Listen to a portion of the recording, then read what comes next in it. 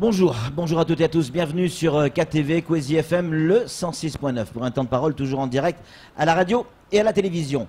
L'heure est grave. Est-ce que l'on est déjà dans le chaos ou en tout cas ce qui avait été annoncé il y a déjà quelques mois par Mansour Kamardine? On va lui poser la question puisque c'est notre invité aujourd'hui. Mansour Kamardine, bonjour. Bonjour.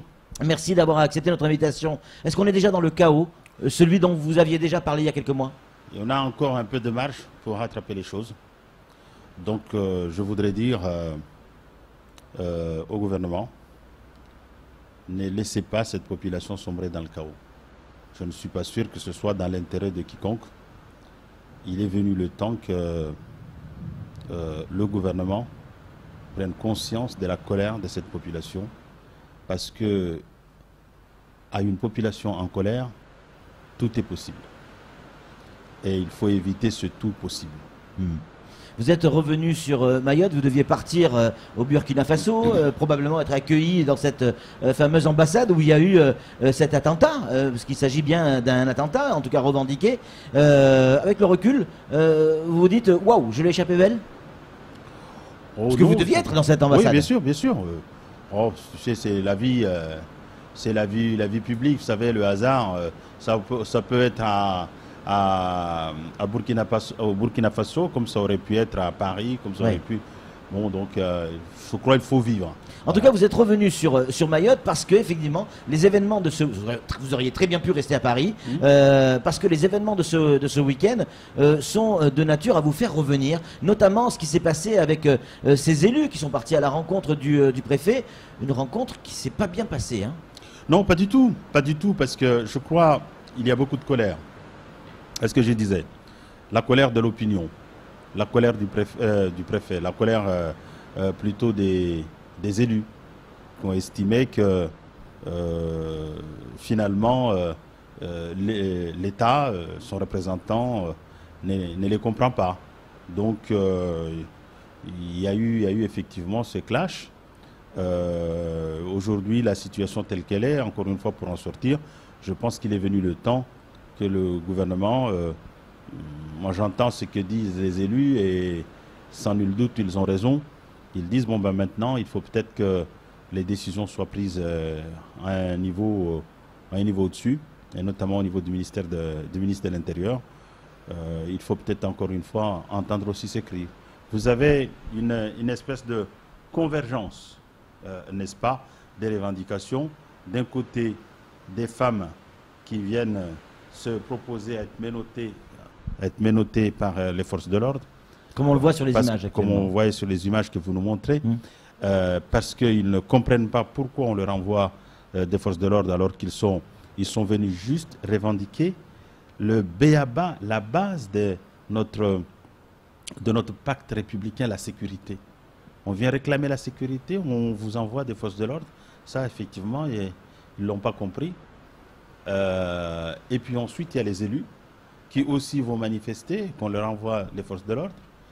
Il y a cette revendication que nous avons exprimée depuis bien des mois maintenant en disant attention, il faut peut-être arriver à fermer le service de la discorde. Les services des étrangers. Ouais. Les services des étrangers. Mais là, ils ferment apparemment pour 2 jours. Oui, mais peut-être pas peut-être pas en réponse à la revendication des Mahorais. Peut-être parce que tout simplement avec les multiples barrages qu'il y a un peu partout, le préfet n'a plus de force de l'ordre pour le garder. Donc certainement, il va devoir réclamer d'autres renforts. Non pas pour sécuriser, c'est-à-dire pour répondre finalement à la demande des Mahorais, mais pour toujours protéger les clandestins. Les clandestins sont mieux vus à Mayotte que les citoyens réguliers, qu'ils soient étrangers ou français. Réguliers ici, l'État ne les protège pas. Une partie de la population, Mansour Kamardine, y compris certains élus, en tout cas des maires, demandent et ont demandé publiquement au préfet des excuses sur le fait d'avoir envoyé justement cette gendarmerie ou ces gendarmes, ces mobiles, qui ont fait que le boulot qu'on leur a demandé, clairement, en tout cas je parle des mobiles, au devant de la population. Est-ce que vous aussi, vous faites partie de ces gens qui demandent des excuses au préfet? Non, je ne suis pas dans cette logique-là. Le préfet a agi selon les cahiers des charges qui lui sont donnés, c'est-à-dire finalement de protéger. S'il y a quelqu'un qui doit présenter des excuses, ce sera plutôt le gouvernement, puisque on aurait dit au préfet dès le premier jour, on va vous donner les forces, on va renforcer les forces de police et de gendarmerie à Mayotte pour sécuriser les populations et les biens, on n'en serait pas là. Certainement, je n'en doute point, moi le préfet ne me fait pas lire ces rapports, mais je suis intimement convaincu qu'il a dû demander des renforts, qu'il a dû demander des forces supplémentaires, utilisons les mots pour qu'il n'y ait pas d'amalgame, des forces supplémentaires pour assurer la sécurité des personnes et des habitations et des routes. On lui a dit qu'il n'y aurait plus d'autres forces. Et lorsqu'on a vu qu'il y avait de la tension, là on a trouvé les forces. Mais on a trouvé 10 policiers. Hein. Non, il y a eu... Non. On a trouvé 2 compagnies ou 2 de gendarmerie. Pour, mais pas pour rester à plein temps. Oui, mais des renforts pour aller mater ceux qui réclament la sécurité. C'est ça. C'est ça ce qui est choquant finalement dans cette affaire. Et donc, je crois qu'il faut transformer la mission qui a été confiée aux gendarmes de venir mater des citoyens libres qui réclament à pouvoir exercer leur liberté, à pouvoir sortir la nuit, à pouvoir dormir chez eux sans difficulté, à être rassérénés quand leurs enfants sont à l'école, à pouvoir utiliser leur voiture dans la nuit sans qu'il y ait de difficultés. Transformons cette mission-là en mission de sécurisation des lieux publics et autres. Et puis, je crois que la solution sera gagnée.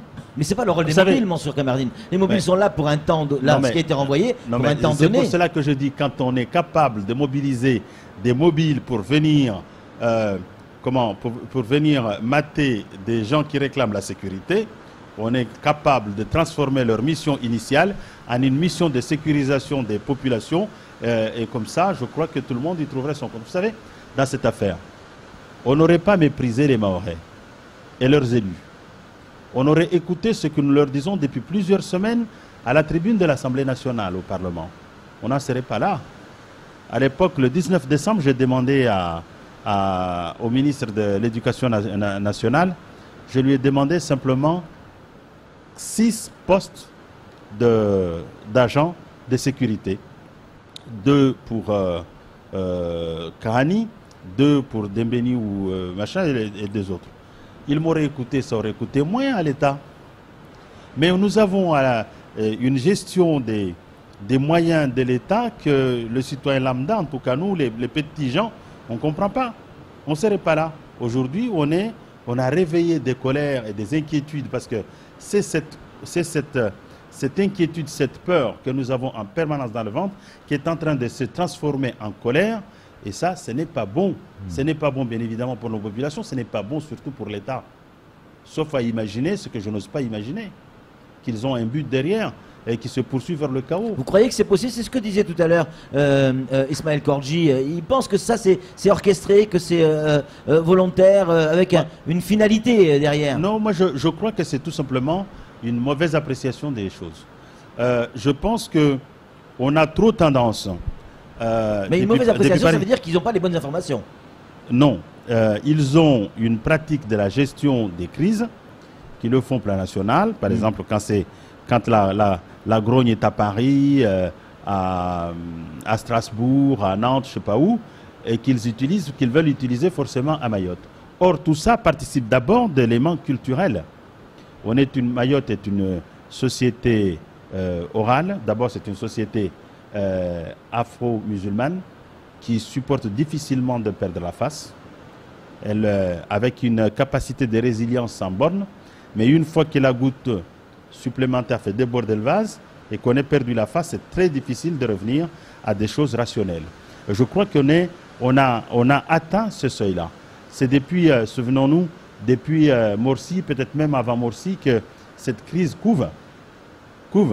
Et que les Mahorais disent non, nous ne supportons pas, aidez-nous, sécurisez-nous, ainsi de suite, et on a refusé de le faire.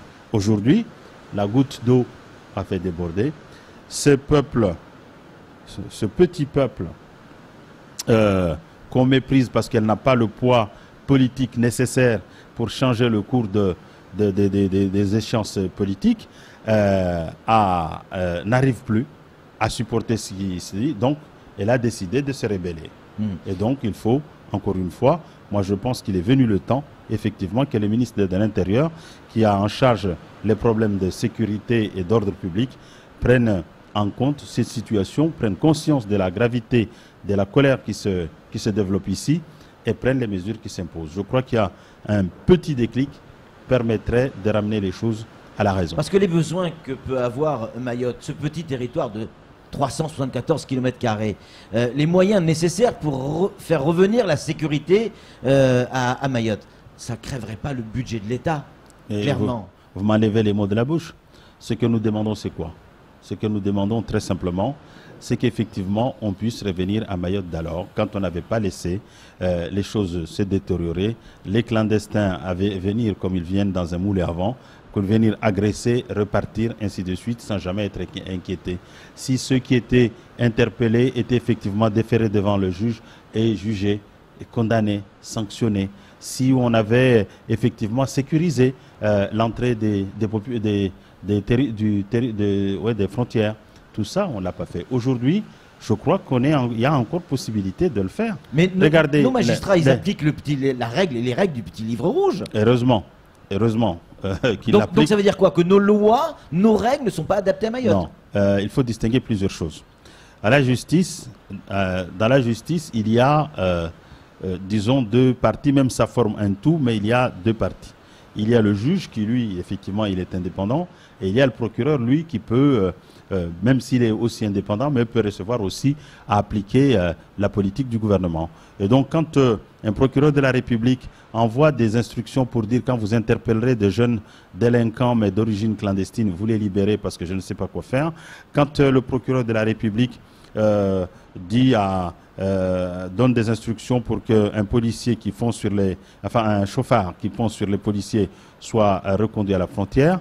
Quand un procureur de la République a deux personnes soupçonnées de viol, il dit qu'il faut les reconduire à la frontière. Quand les exemples sont légion, je crois qu'effectivement, il y a manifestement là un problème. Alors que parallèlement à ça, quand vous avez des Mahorais qui sont victimes, vous avez chez vous, dans la nuit, quelqu'un pénètre chez vous, vous le sanctionnez, vous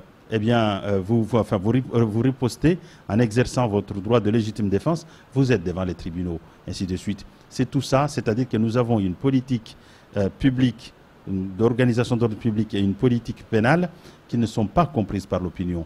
Or, quand on a des politiques qui ne sont pas comprises par l'opinion, ça provoque de la colère, ça entraîne ce que nous vivons. Et non seulement qu'ils ne sont pas comprises, mais parce que les gens souffrent. Je prends l'exemple de mon ami Daniel Subra. Qu'est-ce qu'il avait fait? Je prends l'exemple de mon ami le docteur Abdul Jabbar. Qu'est-ce qu'il avait fait?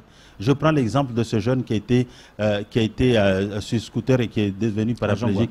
Qu'est-ce qu'il avait fait pour mériter tout ça? J'en oublie d'autres, plein d'autres. Tous les jours, tous les soirs, partout sur le territoire, nous avons des victimes. Comment voulez-vous qu'on fasse? Qu'on croise les mains, qu'on donne les mains? On préfère donner nos mains pour être menottés et aller emprisonnés par l'État que d'être emprisonnés par ceux qu'on a laissés en liberté expressément. Aujourd'hui, c'est une réalité, les amis. Mayotte est une grande maison d'arrêt dans laquelle on enferme tous les citoyens, les honnêtes gens, vous et moi et les autres, et on laisse en liberté ceux qui ne devaient pas être là et ceux qui sont des vrais malfrats. Tout à l'heure, Mansour, il nous reste 2 minutes pour, on va essayer de conclure. Quand on préparait cette émission, on vous a montré cette image. On va la voir, on va mettre le plan large du plateau. Cette image de cette femme, effectivement, qui. Ces femmes. Ouais, et notamment celle-là, ces femmes, évidemment, mais notamment celle-là, qui est face aux policiers, qui croise les mains. Je l'explique pour ceux qui nous écoutent à la radio. Et quand vous avez regardé cette image, j'ai pu lire chez vous et dans vos yeux beaucoup d'émotions, la chair de poule et presque les larmes aux yeux. Pourquoi? Oui, parce que on voit la limite de ce qu'on a atteint. Qui aurait aimé être privé de liberté? C'est ce que je viens de dire, que nous préférons être privés de liberté par l'État que d'être privés de liberté par des malfrats. Voilà. Et donc, je crois, c'est pour cela que je souhaite que le ministre de l'Intérieur regarde ces images, les yeux dans les yeux, et qu'il comprenne à la fois cette détresse et cette colère des gens.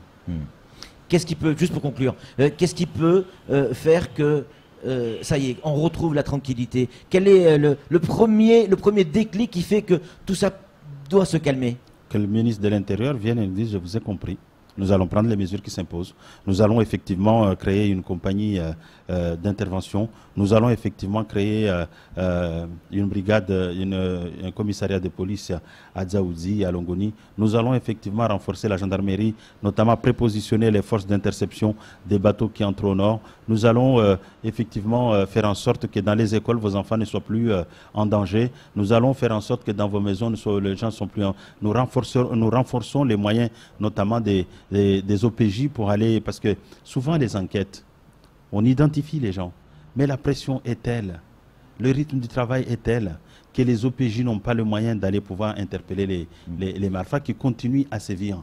C'est tout ça. Je crois que nous avons besoin d'un reparamétrage, d'une réorganisation de l'appareil d'État à Mayotte, de façon à ce qu'effectivement Mayotte soit véritablement un territoire d'un État de droit. Il faut que l'État de droit à Mayotte soit une réalité, à commencer, parce qu'on ne fera rien de grand, rien de sérieux, rien de durable, aussi longtemps que l'insécurité aura atteint ces niveaux-ci, parce que tous ceux qui auraient aimé aller à Mayotte, qui est un territoire magnifique avec des populations superbes, n'osent pas venir. Les gendarmes, quand ils viennent, ils laissent leur famille là-bas, et ce n'est pas bon signe. Quand celui-là même qui est chargé d'assurer la sécurité des personnes et des biens n'ose pas amener sa famille, ça veut dire qu'on est en danger permanent. Et c'est ça qu'il faut comprendre. C'est ça ce que je veux que le ministre de l'Intérieur comprenne et qu'il prenne les mesures qui s'imposent parce qu'il a les moyens de le faire. Merci beaucoup Mansour Kamardine. On lui posera ces questions, on lui montrera même ces images, pas plus tard que mercredi après-midi, et on lui demandera effectivement des réponses à ce que vous venez d'évoquer. C'est tout pour ce temps de parole. Tout de suite, la suite de nos programmes.